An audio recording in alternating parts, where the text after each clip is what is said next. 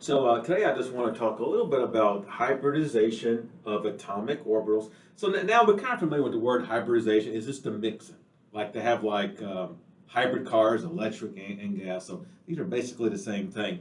And in this case, we're going to focus on the mixing of s and p orbitals. We've kind of done this in class. S orbital is a sphere, and this green area basically means an electron has a high probability of being found in that area.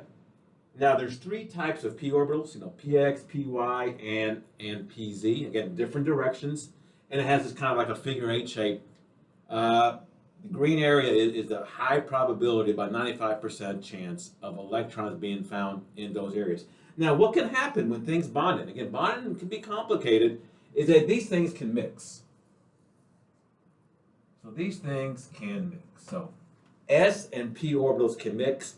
And they do this in order to have better bonding overlap, which means basically overlap of electrons. So the reason hybridization occurs is to get better overlap of electrons. You get better bonded through it. We're going to focus on the S and the P's. The D's can be involved too, even F's if you want to even get that complicated. So a few things in terms of this. What's going to happen for us is going to be three main scenarios. In S, 1s and 3p orbitals mixing. So again, when I have sp3, it's 1s. So again, we don't put the 1 there, but it's 1s orbital and 3p orbitals mixing.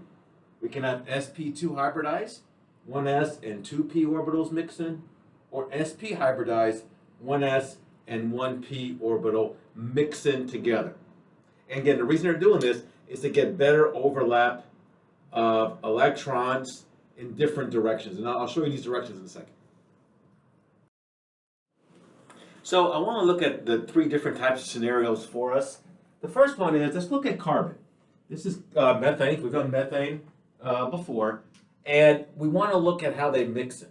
So in this case, carbon itself is going to be sp3 hybridized. And I've kind of used this model before for these balloons. And so these are big lobes. And these are lobes of electrons. So the bigger they are, the better the chance for overlap. So the reason these S and P's mix is to have big lobes. So the electrons can be in this area and better overlap to form stronger bonds. So basically, this is sp3 hybridized. And again, I've kind of showed this model before, so we can apply it to hybridization.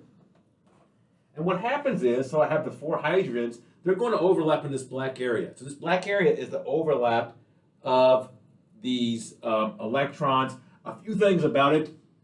For sp3, we're going to say 4 bonding directions. So you can kind of count it up. I got 1s and 3p, that's 4. So I get 4 directions for that. And this is like a tetrahedral shape.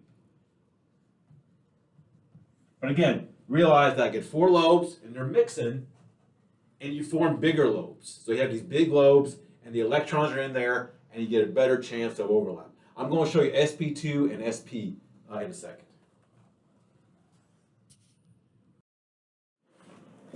The other scenario we're going to look at is sp2 hybridized, 3 bonding directions. I get 1s and 2p orbitals. And again, they'll mix to get better lobes. And then this is this trigonoplanar geometry. So I'm kind of getting this thing up there. So 3 different directions. Again, I'm looking at the carbon.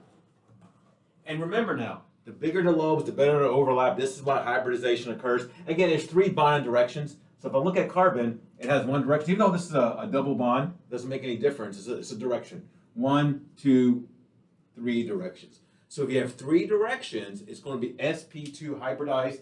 And again, I think these balloons are falling apart here. It's this kind of trigonoplanar geometry. It's flat, 120 degrees among the lobes. Now let's look at sp, and then we will be done for this.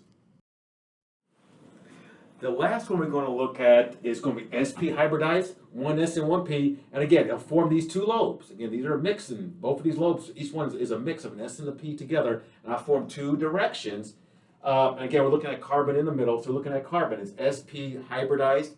And notice it's going to overlap really well with the oxygens. One thing to mention is, again, it's bonding directions. It's not number of bonds. So one direction, so even though it's double bond, it's one direction here and one direction there. So if I have two bonding directions now, that's going to be sp hybridized. I'm going to make another video in which we're actually going to determine hybridization for different types of atoms and molecules. But always remember, two directions is sp, 3 sp2, 4 is sp3. Again, we just want to have these nice big areas or lobes of electrons that they can be in and give you better overlap and stronger bonds.